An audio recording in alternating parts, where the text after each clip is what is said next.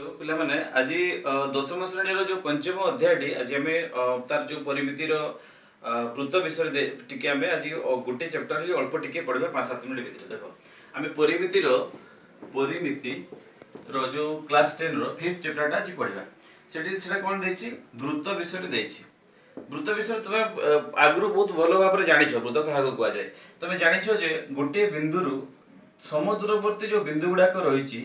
से बिंदु मान सेट को ही आम वृत्त बोली कही गोटे अर्थात केंद्र गोटे रही केन्द्र प्रत्येक बिंदुर उपरिस्थ यहाँ कौन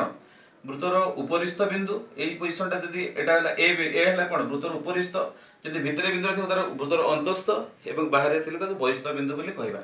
ताले आम ए वृत्त विषय जानिचु जे एक गोटे बिंदु समदूरवर्ती बिंदु मान गठित सेट को आम गोटे वृत्त बोली कही था ये वृत्तर हूँ केंद्र केंद्र जदि आम तार उपरिस्थ गोटे बिंदु को जोग करवा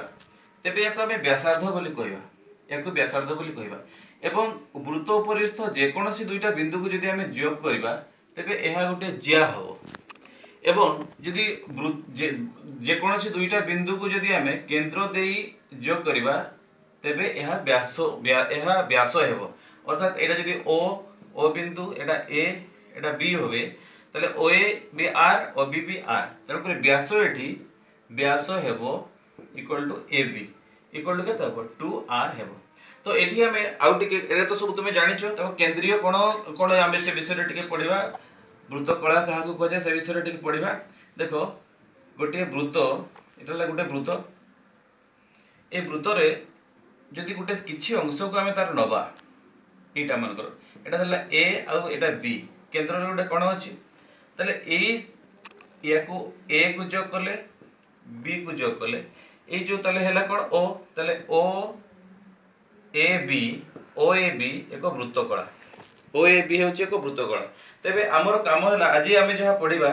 तार क्षेत्रफल आमे जानिबा पय चाहिबानी जे एटा केते एंगल करूची केंद्र रे याकू ए बी जो कोन कहजी याकू ए बी रो जो चापटा रहला से चापर केंद्रीय कोण एटा तार केंद्रीय कोण एवं याकू मध्य तार डिग्री परिमाप बोली कहा जाए ताले तुमे पिला माने जानिछो जे वृत्तर परिधि कहले कोन वृत्तर परिधि कहले गोटाटा ए जे तार दैर्घ्यटा जदि याकू हम गोटा काटी देला पर तार जदि स्केल रे मिलै देबा ताले जहा हबो सेटा ला तार दैर्घ्य ताले सेटा होची तार वृत्तर परिधि जदि याकू काटी करी लंबा स्केल रे ताकू लगै देबा जतकी तार दूरता जतकी सेंटीमीटर बा जतकी मीटर हबो सेटा हो तार परिधि तबे हम सूत्र जहा कहू सूत्र अनुसार कोन वृत्तर परिधि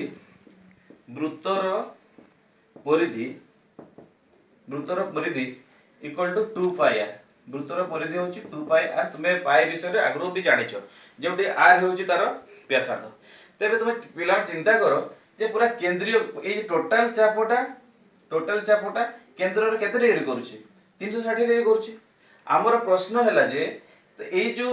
एबीटा में बाहर करबा एबी ए दैर्घ्यटा बाहर करबा ताले टोटल परिधि हैला केते 2 पाई आर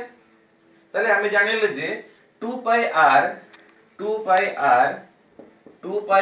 दैर्घ्य केंद्र रे अंकन करे केते 360 डिग्री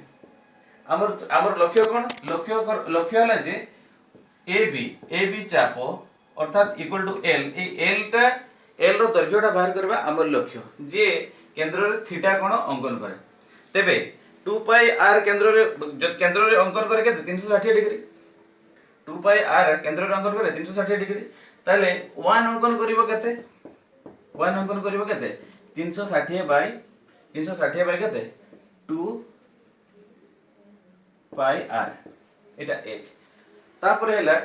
एल केते रे करिवो एल ताले एल करिवो केते एल करिवो ताले 360 by 2 pi r into L cut कर